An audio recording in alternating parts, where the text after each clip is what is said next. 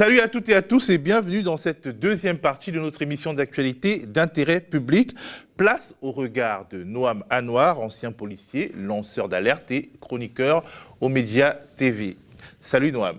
Bonjour Théophile.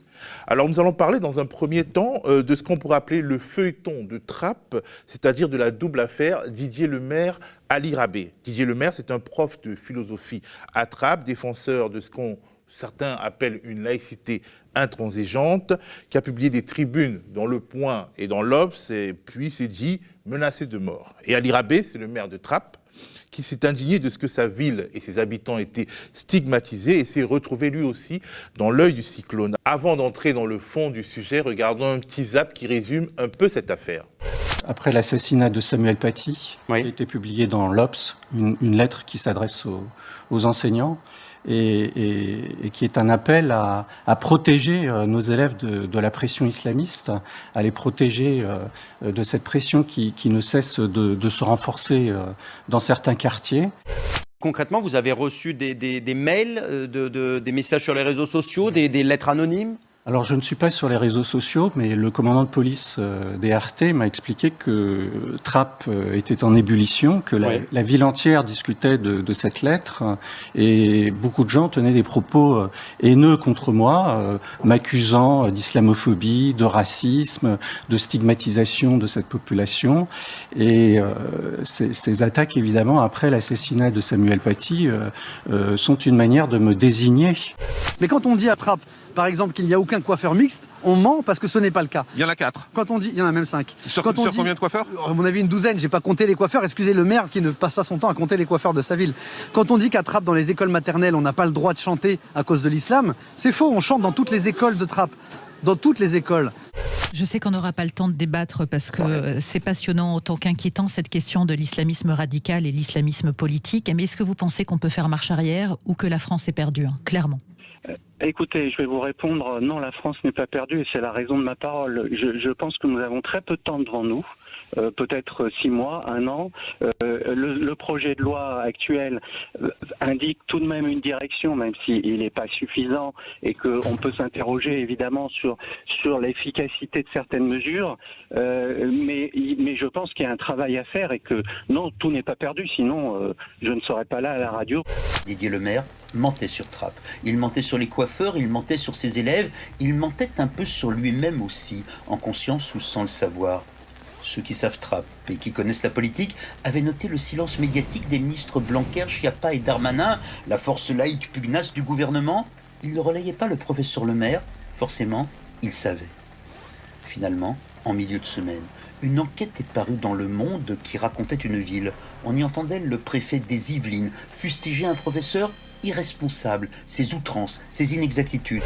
Alors Noam, en parlant de ce feuilleton de Trappes, alors que ce n'était pas encore tendance, tu as exprimé tes doutes sur la personnalité et la version des faits de Didier Lemaire assez tôt sur un autre média. J'aimerais savoir ce qui t'a fait tiquer dès le commencement. Alors c'est une forme en fait d'incohérence, pas forcément dans les déclarations, mais dans le contexte en général, puisque ce monsieur est apparu de façon assez subite chez nos confrères d'LCI le 7 février dernier, pour exprimer exprimer son ressenti et parler de la lettre qu'il avait envoyée après l'assassinat de Samuel Paty. Je me suis tout de suite posé la question de savoir quel était l'élément déclencheur justement de cette polémique médiatique et a priori il n'y en avait pas, c'est-à-dire qu'il n'y avait aucun fait nouveau. Donc ensuite j'ai entendu parler de menaces de mort, mais rien ne nous précisait, en tout cas du point de vue de la communication ministérielle, s'il y avait une enquête judiciaire qui avait été ouverte à la suite de ces éventuelles menaces de mort.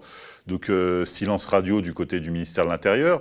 Ce monsieur expliquait avoir été placé sous protection policière. Donc moi j'ai moi-même mes contacts au service de la protection, qui s'appelait autrefois service de protection des hautes personnalités. Donc on m'indiquait qu'il n'y avait pas de protection rapprochée à cette date qui avait été mise en place autour de ce monsieur. Donc c'était tout un tas d'éléments qui m'ont effectivement laissé exprimer quelques doutes.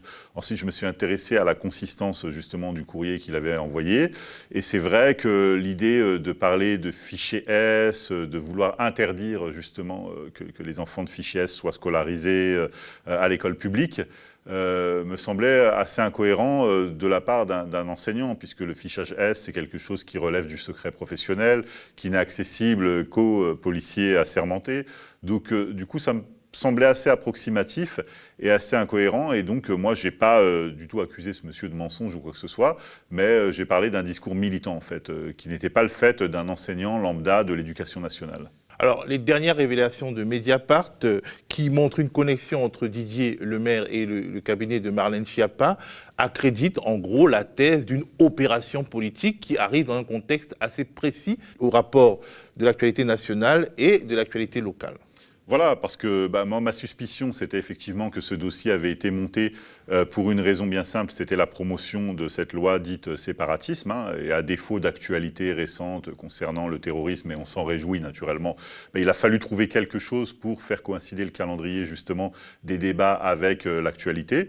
Et ce monsieur, donc quelques jours après mon intervention, fait justement à l'antenne de certains de nos confrères donc la promotion de ce texte. Donc on va dire que l'élément qui ensuite m'est venu à l'esprit, c'est la décision du tribunal administratif de Versailles d'annuler l'élection municipale de Trappes. Donc, en date qui est intervenue le 2 février, juste avant la polémique. Voilà, tout à fait. Donc effectivement, la décision a été rendue quelques jours avant. Elle a été rendue publique, en tout cas le 3 février, pour être plus précis. Et naturellement, on peut supposer, même si le maire a formulé un recours devant le Conseil d'État, que les trappistes vont être appelés aux urnes dans les prochains mois. On peut présumer de rien, mais c'est une probabilité en tout cas. Et donc, naturellement, je pense qu'il y a peut-être et ça n'engage que moi, une volonté de la part des courants politiques d'opposition de se réapproprier la ville. Ceci dit, est-ce que le fait de salir l'image justement de cette population était la meilleure stratégie ? J'émets quelques doutes là-dessus, mais ceci dit, on a assisté effectivement à un pugilat en règle à travers les médias, par médias interposés, entre plusieurs courants d'opposition et le maire élu, donc Ali Rabet, qu'on a pu contacter par téléphone. Donc au moment où on l'a contacté, il était plutôt assez optimiste en fait quant à l'idée de venir sur notre antenne pour expliquer ses points de vue. Mais entre-temps, il a reçu des menaces de mort émanant des mouvances d'extrême droite, notamment via les réseaux sociaux. Et il a été aussi, à l'instar et comme le professeur de philosophie Didier Lemaire, placé cette fois sous protection rapprochée. Une vraie protection rapprochée. Voilà, alors en fait, j'ai eu quelques contacts au niveau des services de renseignement pour essayer de faire le point sur ce dossier. Et effectivement, alors plusieurs choses en ressortent. C'est-à-dire qu'en off, du côté des services de renseignement, on s'étonne un petit peu et on dénonce même une forme de pression, c'est-à-dire de la part de l'enseignant. Je crois qu'il y a eu de mémoire un quiproquo entre un commandant du service territorial et Didier Lemaire, parce qu'au départ, les services de renseignement ont quand même eu du mal à matérialiser les menaces de mort au moment où lui affirmait dans les médias que ces menaces étaient réelles. Donc ensuite, le maire a été visé par des menaces de mort, les réseaux sociaux étant ce qu'ils sont, c'est-à-dire qu'il y a eu une forme d'emballement qui a fait que l'enseignant a lui aussi été visé par des menaces de mort. Et dans un souci d'équité, puisque le maire a dénoncé l'inaction du ministère de l'Intérieur suite à tout ce tourbillon médiatique, par souci d'équité, le ministère de l'Intérieur a décidé de placer les deux protagonistes sous protection rapprochée, qui sont aujourd'hui escortés H24 par le service de la protection.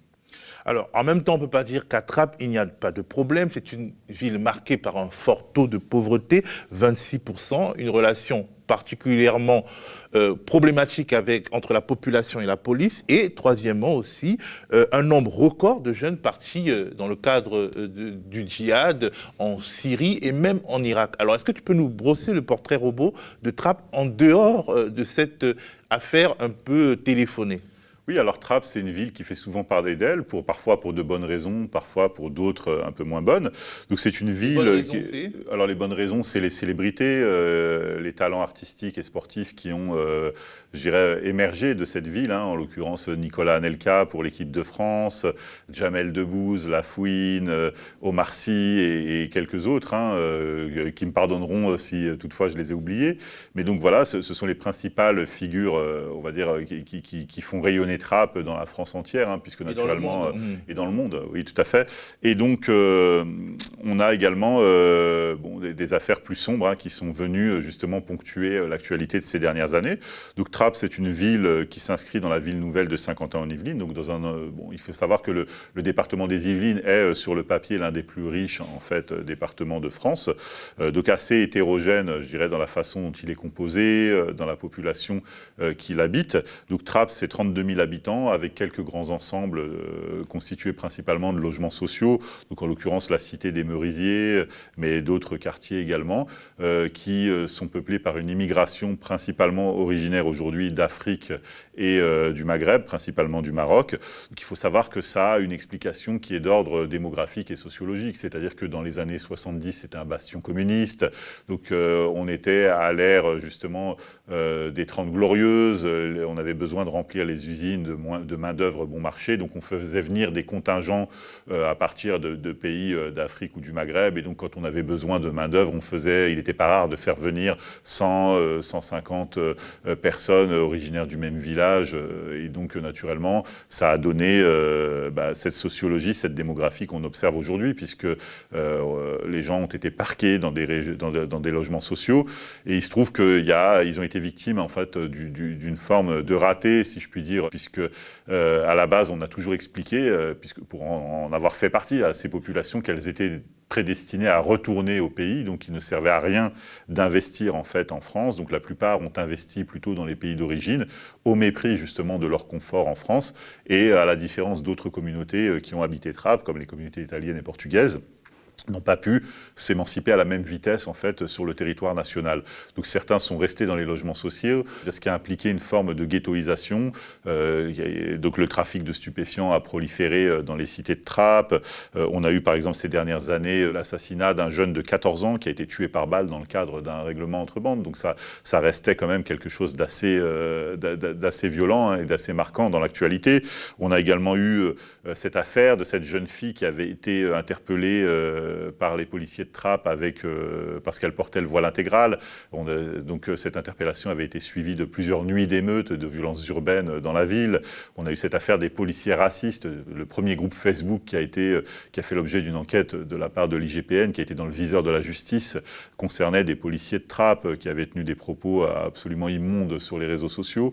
Donc voilà, tout ça c'est Trappes. Trappes, c'est aussi, ça a été le premier refuge des émirs du groupe islamique armé, du GIA algérien, à l'époque des attentats qui avaient frappé le territoire national pendant les années 90. Donc Safé Bourada, qui était l'une des têtes, je dirais, pensantes des réseaux islamistes maghrébins, était réfugié à Trappes, a recruté à tour de bras à Trappes. Et aujourd'hui, cette ville, au ratio en fait, du nombre d'habitants, compte le nombre de djihadistes le plus important. C'est-à-dire que c'est le contingent qui a alimenté les rangs de l'État islamique. Et au plan européen, c'est la ville qui a fourni, au ratio, je dis bien, de la population, le nombre de djihadistes le plus important. Aujourd'hui, on l'estime supérieur ou égal à 85 combattants, donc pour la seule ville de Trappes, c'est-à-dire 32 000 habitants. Alors, 85 combattants, c'est beaucoup, mais 85 sur 32 000, ça ne peut pas résumer une ville. Trappes n'est pas une ville islamiste, une ville terroriste, parce que on a vu dans certains groupes sur Internet, dans des groupes de la fachosphère, carrément des images qui montraient des soldats aller à Trappes comme on irait en Irak ou en Syrie pour mater des ennemis. Bien sûr, tu as tout dit, 32 120 moins 85, ça fait 32 000 et quelques, je veux dire. Donc il y a quand même des gens qui effectivement ne méritent pas, je dirais, cette image, cet opprobre qui a été jeté justement par les médias, parce que au jour d'aujourd'hui, les chaînes d'information continuent à titrer justement et à débattre de cette actualité qui n'en est pas une, puisqu'aucun fait majeur, je veux dire, ne vient justement déclencher ou alimenter cette polémique. Donc globalement, on a bien compris au regard des articles successifs que cette affaire est en train de se dégonfler. Didier Lemaire revient lui-même sur son propre propres propos, sur ses affirmations, en disant qu'il a peut-être exagéré sur certains points. Nous, on essaye d'être dans une position un peu médiane, ou dans laquelle on ne nie pas la réalité, c'est-à-dire qu'il y a effectivement un problème de ghettoisation, de communautarisme sur la ville de Trappes, c'est-à-dire qu'il y a un vrai problème de vivre ensemble, qui peut trouver quelques explications qui ne sont pas forcément celles qui sont promues par les médias aujourd'hui, par les masses médias en tout cas. Donc il faut avoir un petit peu de discernement. Est-ce que le problème, c'est pas justement qu'aujourd'hui, à la mairie, on a soit Ali Rabeh, soit Othman Nasrou? Je veux dire, est-ce qu'il n'y a pas des gens que ça dérange quelque part dans le fond que de toute façon le futur maire, même si on revote à Trappes, sera d'origine maghrébine? Donc voilà, je pense qu'il y a un vrai problème de fond et j'en appelle justement les auditeurs à constater et à faire le bilan justement de ces années que nous venons de passer, c'est-à-dire que est-ce que les choses sont allées dans le sens de l'amélioration du point de vue du vivre ensemble, ou est-ce qu'on est dans une détérioration?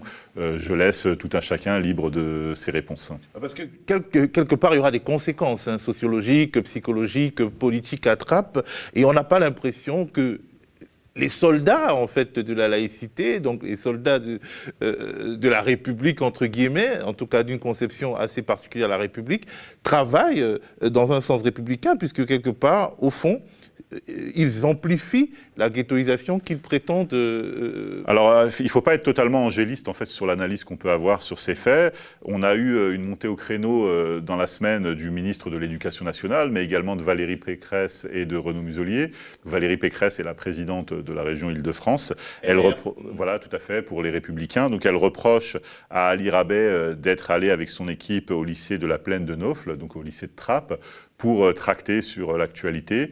Donc effectivement, elle est tout à fait légitime dans son rôle, puisqu'il faut savoir qu'au plan légal, les établissements, donc les lycées, sont gérés sous l'autorité justement du conseil régional, que le maire n'a pas autorité ni sur l'éducation nationale, ni sur la gestion justement des établissements du premier ou du second cycle. Donc il faut savoir, le maire est en charge de la gestion des écoles primaires, le conseil général ou départemental est en charge des collèges et le conseil régional des lycées. Donc effectivement, peut-être qu'Ali Rabeh a eu un excès en allant tracter auprès des lycéens, même si le tract n'était pas agressif en soi. Mais effectivement, le service public a une exigence de neutralité qui fait qu'on ne peut pas, comme ça, délibérément, aller influencer les lycéens pendant leur scolarité dans le cadre d'un discours politique.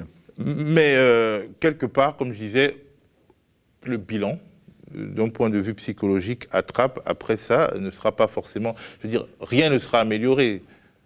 Évidemment, effectivement, je veux dire, très clairement, aujourd'hui, quand vous habitez Trappes, Trappes n'est pas le seul secteur concerné. Il y a une vraie discrimination territoriale à l'embauche pour la scolarisation, pour les admissions dans les grandes écoles.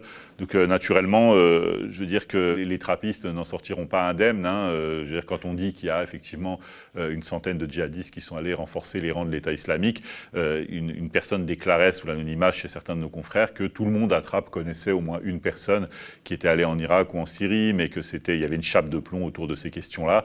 Donc forcément, quand on est d'origine maghrébine ou africaine, qu'on est originaire de Trappes et qu'on va postuler dans une entreprise, c'est des choses qui peuvent traverser l'esprit. Donc il faut à tout prix rétablir cette image et je dirais il faut le faire de la façon la plus honnête possible et pas forcément dans le cadre d'une campagne pour les élections municipales. Ok. Alors on va aborder un deuxième sujet. Regardons d'abord une scène urbaine, le contrôle et la palpation d'un avocat assez connu dans le milieu des Gilets jaunes, Philippe Deveul, qui est en train de marcher dans la rue et à un moment donné, les policiers arrivent et on regarde la suite. Ce que vous faites, messieurs, dames, en armement le gilet jaune, en vous positionnant au niveau du PSI, c'est une action de manifestation. Ah non, pas de manifestation, monsieur. Ce que vous faites, messieurs, dames, c'est prolonger les affaires et vous quittez calmement. Au pire, t'enlèves ton gilet jaune et t'as le droit, c'est bon. Ouais, d'accord, messieurs, dames. Voilà. Et comme ça, vous rangez vos affaires, il n'y a pas de gâchis, il n'y a pas de gaspillage, il n'y a pas de quitter les lieux. Incroyable. On est obligé de quitter les lieux, sinon on sera verbalisé pour manifestation des Gilets jaunes. Incroyable. Alors, Noam, ces images sont aussi intéressantes parce qu'elles nous permettent de rebondir sur une question posée par un internaute la semaine dernière et à laquelle tu avais répondu. Dans quelles conditions peut-on interpeller et fouiller, bon là il n'y a pas fouille, il y a palpation, quelqu'un sur la voie publique? Là, par exemple, ce qui se passe avec cet avocat, c'est légal ou c'est pas légal? Alors ce qui se passe est totalement légal. Donc le contrôle d'identité concerne tout le monde. Le fait d'être avocat ne fait pas exception à la règle. Ceci dit, il y a quand même des traditions dans la police nationale. C'est-à-dire que quand quelqu'un nous présente une carte professionnelle, c'est-à-dire avocat ou toutes les professions réglementées, en principe, ce sont des professions assermentées, donc soumises quand même à une réglementation relativement exigeante. Donc on s'abstient en principe de palper des avocats. C'est-à-dire que je ne vais pas affirmer que dans ma carrière, j'ai assisté à des palpations d'avocats tous les jours. Même dans le milieu carcéral, quand un avocat vient pour s'entretenir avec un détenu, on ne procède pas nécessairement à une palpation. Il n'y a que parfois dans les portiques de sécurité, dans des milieux relativement sensibles, c'est-à-dire les ambassades, les visites présidentielles ou ce genre de choses, qu'on ne fait pas d'exception, ou dans les aéroports. Mais par contre, sur la voie publique, l'utilité de procéder à la palpation d'un avocat reste relativement contestable. Donc, alors Philippe Deveul est un avocat emblématique des Gilets jaunes.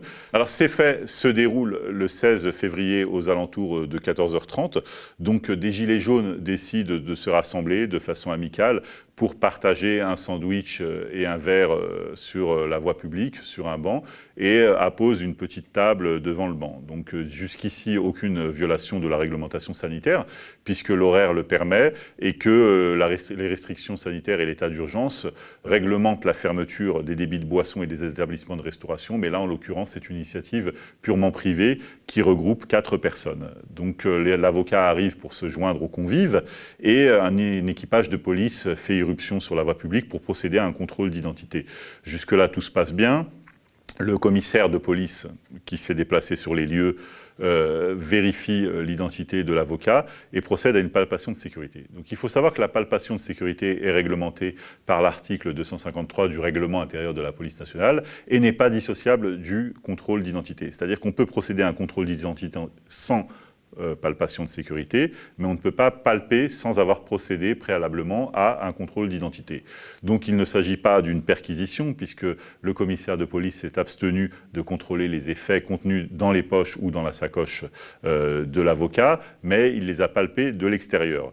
Donc alors, on s'interroge plus sur une question de sens que sur une question de droit, puisque le commissaire de police menace les convives de disperser le rassemblement et de les interpeller, puisque pour lui, le fait de porter un gilet jaune est forcément signe de présence pour un rassemblement d'ordre contestataire, alors qu'il ne s'agit pas d'une manifestation à l'évidence, mais pour le commissaire de police, gilet jaune égale manifestation, égale donc rassemblement ou attroupement illégal. Donc ceci est plus que contestable. Donc moyennant la médiation de l'avocat, la police n'a procédé à aucune verbalisation et aucune interpellation à l'issue de cette intervention.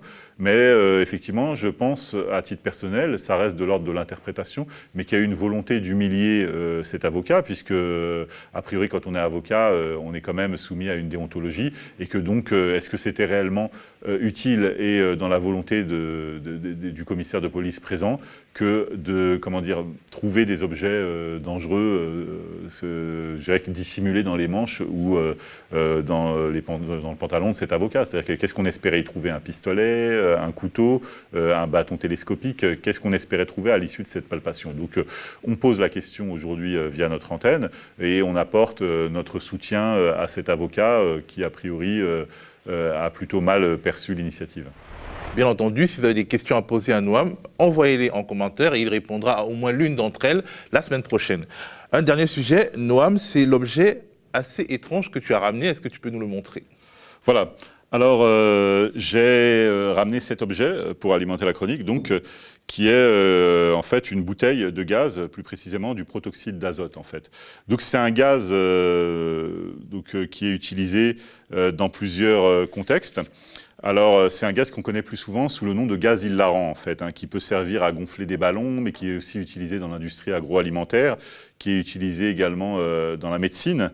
Donc, ce modèle précis, en fait, c'est un modèle qui est utilisé pour faire monter la crème chantilly, principalement. Donc, c'est son utilisation principale. Et il se trouve que je l'ai ramassé à Aulnay-sous-Bois, en fait, dans la cité des 3000, et j'en ai trouvé à peu près une quinzaine en l'espace d'une demi-heure. J'ai eu l'idée justement de t'en parler. Pourquoi? Parce que j'en ai trouvé aussi une dizaine dans la ville qui est la mienne, c'est-à-dire la ville de Mitry-Mory. Donc j'en ai trouvé une dizaine sur la voie publique. pour expliquer à quel point, même dans les coins les plus reculés ou dans les petites villes, ce phénomène en fait est un fléau auprès de la jeunesse. Alors comment est-ce qu'il est utilisé? Au départ, on peut le trouver sous plusieurs formes. Sous des petites fioles en aluminium de couleur argentée qu'on voit également proliférer dans les rues de Paris et de la proche banlieue, ou sous cette forme. Alors il est inhalé par les jeunes dans le cadre d'un usage détourné, c'est-à-dire c'est une drogue pour laquelle le ministère de la Santé a lancé une alerte publique. Donc on ne peut pas le qualifier de drogue parce qu'il est en vente libre. Il est pas, ce produit n'est pas répertorié dans la liste des produits stupéfiants. Donc on ne peut pas interpeller une personne parce qu'elle est en possession d'une bouteille comme celle-ci. Mais par contre, dans l'usage au plan médical, dans l'usage qui en est fait, l'usage détourné, donc c'est considéré comme une drogue assez toxique. Pourquoi? Parce que c'est l'usage répété en fait de cette drogue qui peut causer des troubles neurologiques sur les plus jeunes, puisque c'est le public concerné, principalement un public de collégiens, de lycéens ou de jeunes étudiants. Donc, alors, on constate chez les personnes qui l'utilisent des troubles neurologiques, des troubles psychiatriques ou des troubles cardiaques à long terme, d'autant que parfois il est associé à d'autres drogues ou à des alcools, justement pour augmenter ses effets, et ça a des conséquences relativement catastrophiques. Donc, alors, l'objectif de cette alerte qu'on fait aujourd'hui à notre antenne, c'est de dire que si on en trouve des dizaines par jour dans certains quartiers, c'est qu'il y a des utilisateurs derrière. Donc, et ces utilisateurs, les parents ne sont peut-être pas conscients justement, puisque les effets sont relativement instantanés, que ce sont leurs enfants qui sont concernés par ce fléau. Donc, ce modèle précis, alors il est, on vous le montre, il compte 1,5 kg de gaz à peu près. Donc, le poids net, 580 grammes de gaz. Donc, globalement, 500 grammes de gaz, ça permet de remplir entre une dizaine et une vingtaine de ballons. Donc, c'est un marché prospère dans le contexte actuel, dans le contexte de précarité au plan économique. Il y a des dealers qui se sont recyclés voilà, dans la vente de ballons. Donc ils gonflent des ballons au protoxyde d'azote et ils les vendent à l'unité. Donc pour des sommes assez modiques, de l'ordre de 2 ou 3 euros le ballon.